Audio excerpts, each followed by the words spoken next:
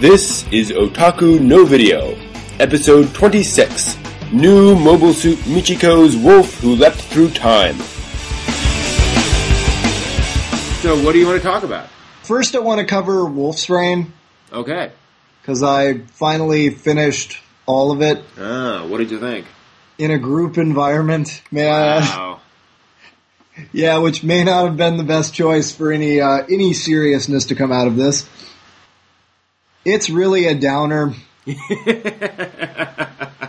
Okay, that matches what everyone else has said so far. Yeah, and it's a stupid downer. Like, I don't even understand. Well, to some degree, I understand. Apparently, it's Buddhism to a T. Mm-hmm. So we have to kill everybody. That's spoiler. And you really should expect that when someone's giving a review. I don't know. I think the thing that stuck out the most was the lacking production quality in terms of movement.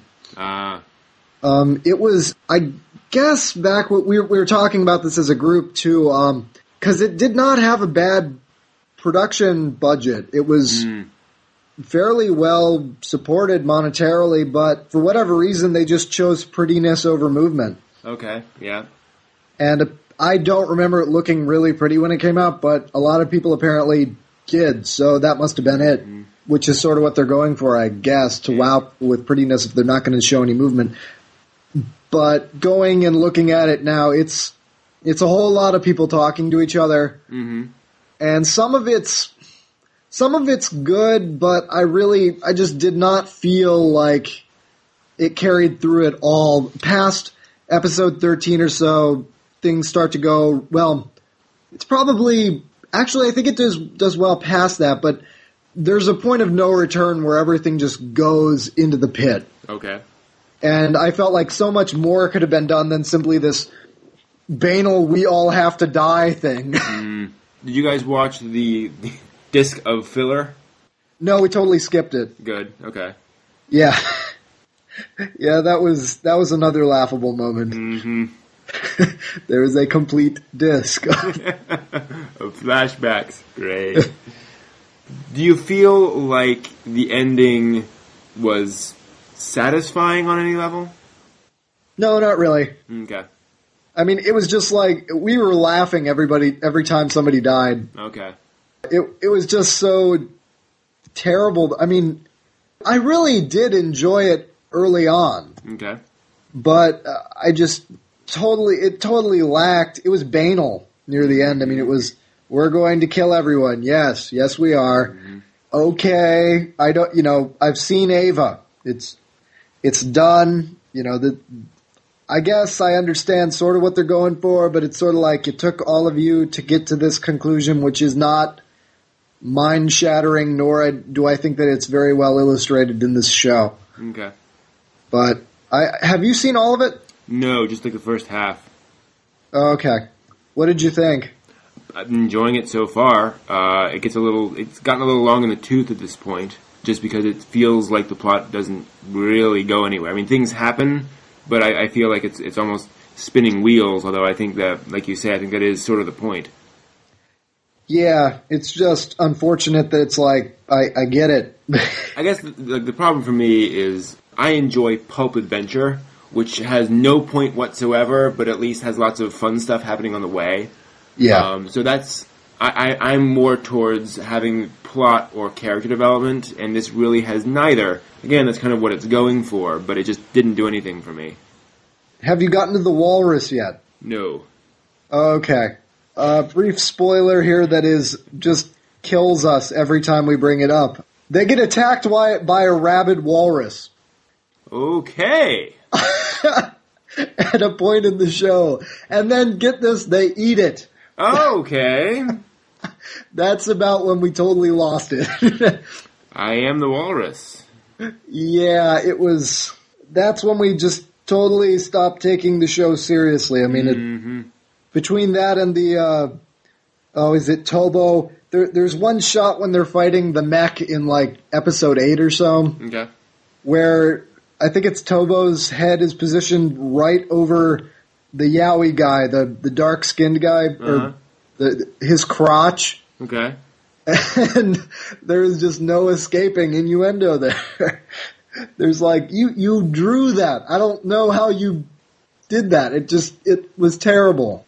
I don't know how people look into this and think that it's great, but I'm very willing just to listen to arguments and things like that. Because I really do not see... I think I grasp everything about it, and I just don't understand how people are either breaking it down to make it more fun to think about or what they're doing with it. Okay. But, yeah. Also, I did have a chance to watch The Girl Who Leapt Through Time. Thoughts? Excellent. Mm-hmm. On pretty much every level. It's well written. I think it's sort of confusing in some ways if you're with a normal audience that doesn't usually watch anime. Okay. There are some things that sort of lost me at first, and then I thought about them, and then they made sense. Okay. But, yeah, other than that, it's just well written. It's pretty well animated. It's not really detailed or anything like that, but it's detailed enough for a movie, and it's perfectly fine. It's something that everybody can enjoy, so it fits a lot of nice. A lot of categories there. And the Ellie is really nice. It includes the OST and a disc of extras. So in what environment did you watch? Did you watch it with a group? With my family, yeah. Okay, cool. Yeah, so that one was okay with the group. But some of it has to do with I think the main character is a lot of fun and in that one too. So that also adds to it, and it's very much it's got the family. Well, I almost want to say family structure from the point of view of there are comedy moments, there are serious moments, etc. Yeah. And it's almost most of it is comedic. So okay, but I still think it's sort of funny, even if you don't find it funny, which my parents didn't. They still said that they greatly enjoyed it. So cool.